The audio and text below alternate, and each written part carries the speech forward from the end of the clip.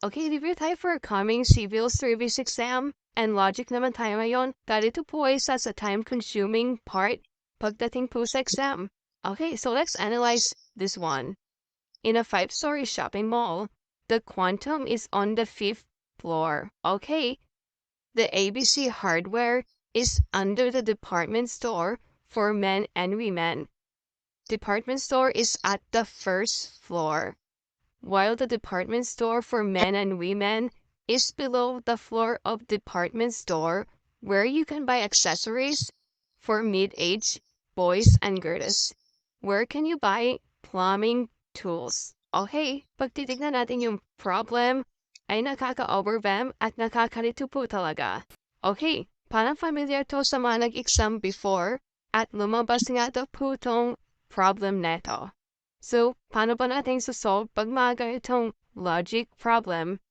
Ang ginagawa ko po, in-analyze ko po at gumagawa po ko ng illustration. So, isa-isain po natin. In a 5-story shopping mall, for example, ito po yung shopping mall. Okay. At sinabi dyan na may 5-story or 5-floor. So, 1, 2, 3, 4, and 5. Ang technique, i-analyze po ninyo at isa-isahin po ninyo by sentence. The quantum, okay, is on 5th floor. So, ito yung 1st floor, 2nd floor, 3rd floor, 4th floor, and 5th floor. Ang sabi nga, dito daw yung quantum. Lagyan natin ng illustration para mas maintindihan po natin. The ABC hardware is under the department store for men and women. So yung ABC hardware is under, meaning nasa taas yung department store for men and women. Kasi sabi nga dito yung ABC hardware daw ay under. So definitely dito yung department store for men and women. Okay. Next, department store is at the 1st floor. So dito yung department store. Okay. So magkaiba po yung department store for men and women at iba din po yung department store lang. Next, while the department store for men and women is below naman. Ano kayang ibig sabihin nito? Below the floor of department store where you can buy accessories for mid-age boys and girls.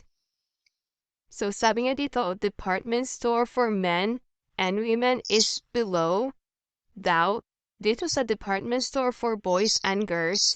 So meaning nasa taas iyon. Kasi sabi nga, below daw yung department store of men and women. So, nasa taas yung department store for boys and girls. Okay.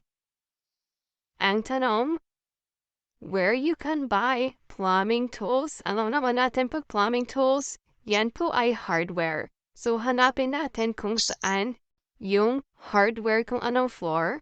So, definitely, ito yung hardware. So, nandito siya sa 2nd floor. Next, department store ng men and women. Okay. At dito sa 4th floor, yung department store ng boys and girls. Okay. So, ito na yung ating illustration. At ang tanong, where you can buy plumbing tools, definitely nandito sa 2nd floor. Okay. I-check ninyo yung nasa given, the ABC hardware is under the department store of men and women. So, tama nga naman tong illustration natin. Then, ang sabi nga, department store ng men and women is below. Doon sa department store for boys and girls. So, tama po tong illustration natin. Huwag po tayong malito. Ang technique po dyan, ilagay po ninyo into illustration at intindihin po ninyo sentence by sentence. Okay. I hope you got this one at wag po tayo malito pagdating sa exam. And naman po follow for more tips, updates, at tutorials for your coming exam. God bless.